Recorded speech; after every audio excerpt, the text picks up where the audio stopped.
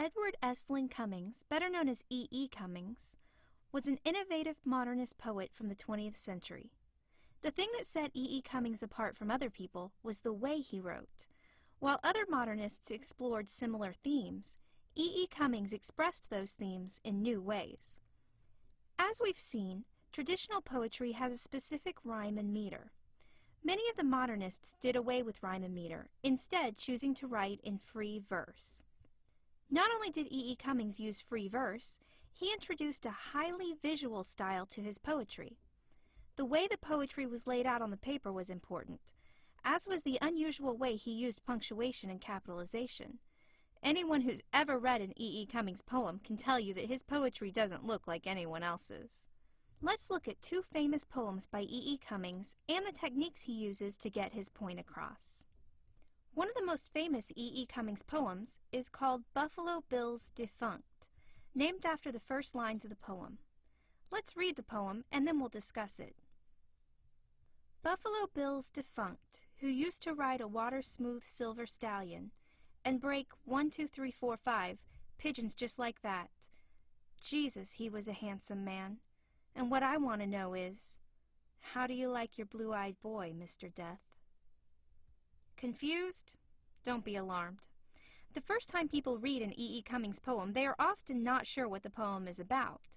But this poem tells us what it's about in the first two lines, Buffalo Bill's defunct. Something that is defunct is dead. This poem, then, is about Buffalo Bill being dead. Buffalo Bill Cody was a figure in the American West. He had many jobs in the Wild West, but became famous when he started a Wild West show at the end of the 19th century. In the show, Buffalo Bill and other performers rode horses and showed their marksmanship by shooting clay pigeons in the air.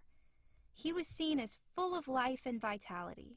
E. E. Cummings describes Buffalo Bill's feats in his show, riding a water-smooth silver stallion and breaking clay pigeons just like that. He also describes him as a handsome man. In short, Cummings is pointing out to us that Buffalo Bill is a symbol of all the things that we want to be. Handsome, accomplished, full of life. By talking about his death, Cummings is commenting on how even the most talented and beautiful people have to die. This is reinforced in the eerie last lines, how do you like your blue-eyed boy, Mr. Death? Notice the way the poem is spread out on the page.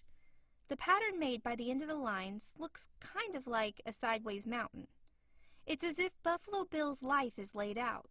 Short lines at the beginning for his youth, then the lines that stretched all the way to the right side of the page at the peak of his life, followed by the short lines against the left side of the paper to represent his death.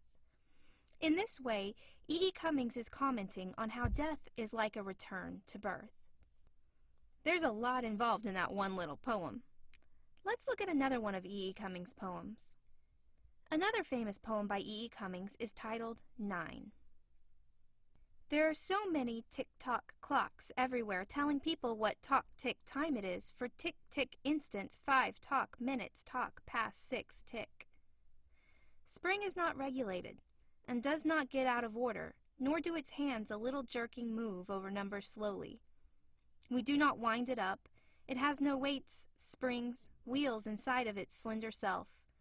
No, indeed, dear, nothing of the kind.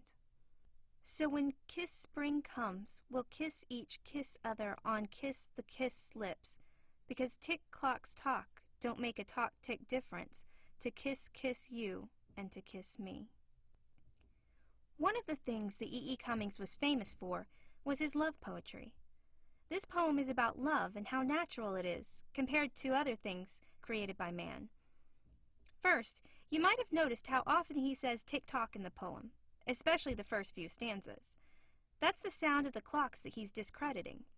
According to Cummings, the clocks aren't natural. Sure, they tell everyone what time it is, but spring is not regulated by clocks. That is, nature and the seasons come and go no matter what the clocks say. Cummings uses the tick-tock in the poem to give it the sound of a clock. When a word sounds like something that it represents, that's called onomatopoeia. In the last stanza, the tick-tocks are replaced by the word kiss, which is what the poem's speaker wants to do with his beloved. When you take out the tick-tocks and the kisses, the last stanza is a straightforward sentence. So when spring comes, we'll kiss each other on the lips, because clocks don't make a difference to you and to me.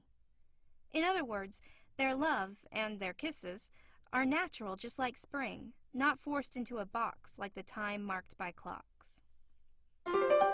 E.E.